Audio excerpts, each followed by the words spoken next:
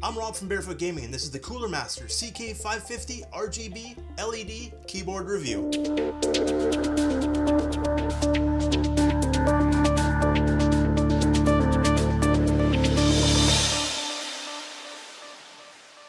Now I'm going to start by saying I'm a bit of a sucker for pretty technology, and this keyboard is all kinds of pretty. Now, funny enough, a lot of computer enthusiasts spend money on all kinds of bits and pieces for their machine, but they're content with running cheaper membrane-based keyboards, or sometimes called dumbswitch keyboards. So if you're one of the many users who don't know the difference, pull up a chair, time for a super quick lesson. A membrane keyboard typically consists of 3 layers. Now, 2 of these layers are conductive, and there's a spacer between the different membranes. Now, when you press down on a key, it pushes through the first membrane, and it bottoms out on the lowest membrane, and that's what makes the circuit. They tend to have a much spongier feel, and again, you have to really bottom out the keys for them to register. Now, these for sure make way more sense when you're in an office setting or somewhere with lots of other people, because the loud clicking, especially for multiple users, can get very distracting.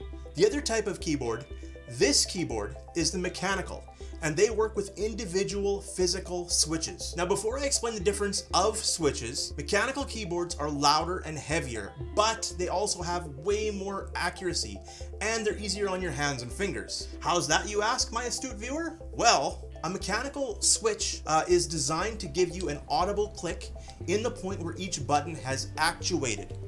That's not meant to annoy the people in the room. The idea is that you'll stop pressing it down when you hear the click, not when the button goes all the way to the bottom and it can't go any further.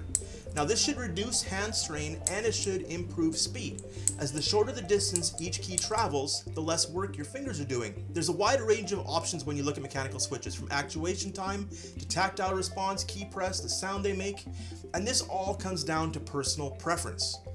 But this is not a teach me your wisdom on how keyboards work video. There's a lot more to it, and this is a review of the Coolermaster CK550. Now, one of the things you'll notice is the brushed aluminum design. This not only adds weight and makes for like a more sturdy keyboard, but since the keys are all floating, it makes it easier to clean.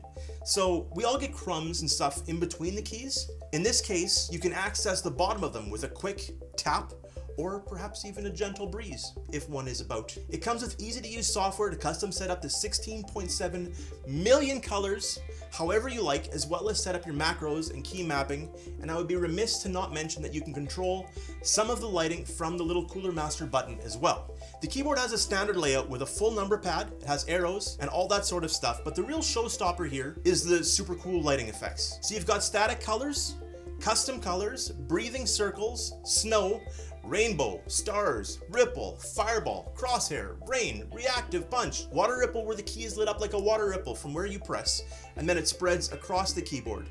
There's reactive fade, color cycle, reactive tornado, and of course, a heartbeat signal that runs from the left to right across the keyboard. Did I mention I get a kick out of neat technology? To me, the greatest weakness of the mid-range keyboard is that they're made cheaply, so the keycaps wear quickly, or they're made of cheaper plastic and they bend when they're handled.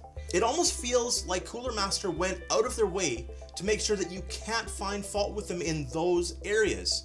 It's built tough, and everything about it feels high-end. The only drawback I can possibly think of is if you're looking for USB connectors on your keyboard.